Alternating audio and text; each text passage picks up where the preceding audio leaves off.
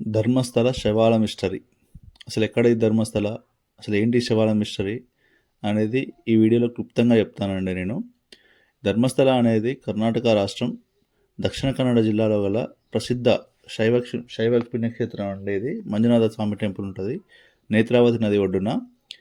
అయితే ఇక్కడ పనిచేసిన మాజీ పారిశుద్ధ కార్మికుడు నేను 1995 నుంచి 2014 మధ్యలో పనిచేశాను అక్కడ నేను చాలామందిని కూడా నేత్రావతి నది ఒడ్డున వందల కొద్ది అమ్మాయిలు మహిళల శవాలని బట్టలు లేకుండా లేదా రేపు జరిగిన వారి శవాలని నేను పూడ్చిపెట్టడం జరిగిందని ఒక పోలీస్ కంప్లైంట్ జూలై 3వ తారీఖున ఇవ్వడం జరిగిందండి.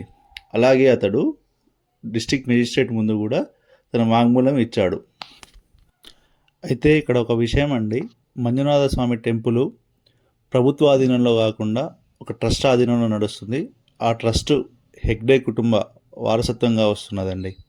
అయితే ఇక్కడ అతను చెప్పిన విషయం ఏంటంటే, నేను 1995 నుంచి 2014 మధ్యలో మంజునాథ స్వామి టెంపుల్లో నేత్రావతి నది ఒడ్డున శానిటేషన్ వర్కర్గా పనిచేశాను.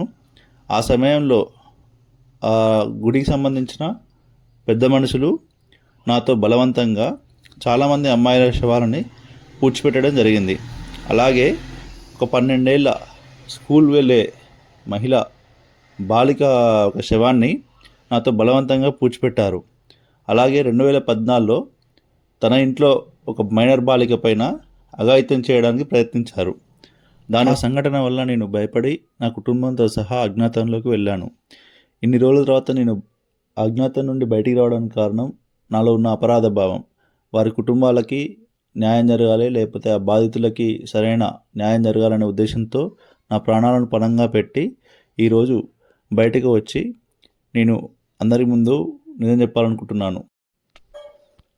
తను రక్షణ కల్పిస్తే అందరి పేర్లు బయట పెడతానని, కానీ తన ప్రాణానికి రక్షణ కల్పించాలని కోరుతున్నాడు. అతను చెప్పేది నమ్మేలా ఉండడానికి గల కారణాలు ఉన్నాయి. ఇక్కడ ధర్మస్థలలో ఇంతకుముందు కూడా చాలా అమ్మాయిల శవాలు దొరికాయి. అందులో ముఖ్యమైనది 2012లో జరిగిన సౌజన్య రేప్ అండ్ మర్డర్ కేసు. ఈ కేసులో ఇప్పటివరకు కూడా సరైన దోషి లేడు.